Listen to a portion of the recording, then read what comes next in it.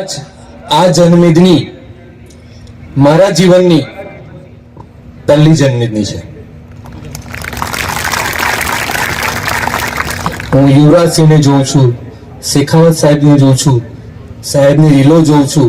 જે ઇન્સ્પિરેશન, જે પ્રેરણા અને જે તાકાત મળે છે એવું આજ સુધી મને કોઈ સમાજની એકતા મને ક્યારેય જોવા નહોતી મળી. અને મારા વિશે વધારે જાણવું હોય તો તમે ગૂગલ કરશો હુ ઇઝ હાર્દિક દોશી તો તમને જાણવા મળી જશે. મારી લાખોની કરોડોની નોકરીની ઓફર, મારો પરિવાર લંડનમાં સેટલ છે, સિટીઝન છે, પરંતુ આ દેશ પ્રત્યેની લાગણી, મા ભ્રૂમ પ્રત્યેની લાગણી, એના માટે કંઈક કરવું છે. મારી માનું સપનું હતું કે આ દેશનો અસલી રાજા કોણ? જનતા.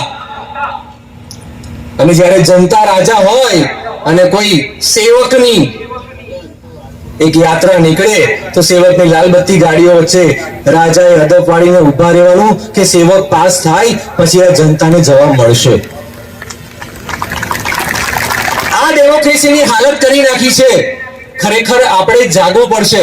હું તો બહુ ટેકનોલોજીને વરેલો છું અને સૌથી પહેલી એક વાત કરું મહત્વની, કે મારે જ્યારે સમાજની વાત કરવાની હતી, અપક્ષ તરીકે મેં સ્વબળે મારી કારકિર્દી શરૂ કરી છે. મારો કોઈ ગોડ ફાધર નથી, એટલા માટે હું અહીંયા મારે મનમાં જે આવશે મારા સમાજ માટે. કેમ સમાજ માટે કહું છું? કેમ કે અમારા 24 તીર્થંકર પણ મૂળ તો ક્ષત્રિય જ હતા.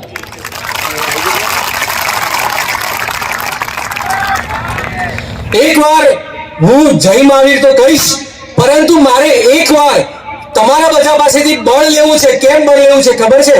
કેમ કે સામે ગમે તેવી તાકાત હશે ને, પણ જો મને બાપુઓનું બળ મળશે ને તો હું બધા પાસે લડી લઈશ. એકવાર બે હાથ ઊંચા કરીને મારે સાંભળવું છે, જય ભવાની, જય ભવાની, જય ભવાની. મિત્રો, મારું જન્મસ્થળ આમ તો મહુવા, ફળિયા, સૌરાષ્ટ્ર, બરોડા મારી કર્મભૂમિ.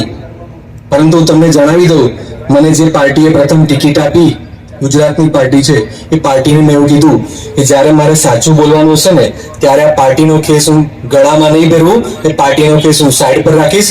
સાચાનું, કોઈ પણ સમાજના સ્વાભિમાનનું રક્ષણ કરવું એ ભારતના નાગરિક તરીકે મારી નૈતિક ફરજ છે અને એ ફરજ હું ક્યારેય ચૂકી ન શકું, અને ચૂકું તો હું ભારતનો નાગરિક ન કહેવાઉં.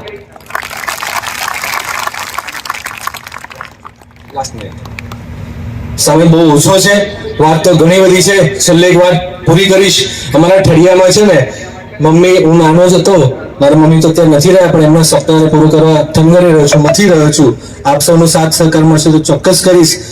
રાજકારણ માટે નથી આવ્યો, આવ્યો હોત તો હું બરોડામાં હોત. બરોડા લોકસભાનો ઉમેદવાર છું, નંબર 6.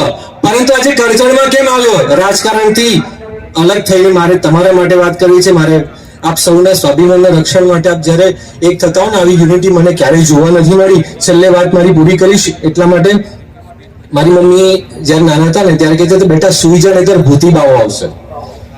એક વખત એવું બન્યું, ઠળિયા અમારું ગામ, તો મેં કીધું, મમ્મી રાત્રે એક કાકા છે ને એ દારૂ પીને આમથી જમ જાય છે. મારી નાની ઉંમર, સમજ નહીં એટલી બધી.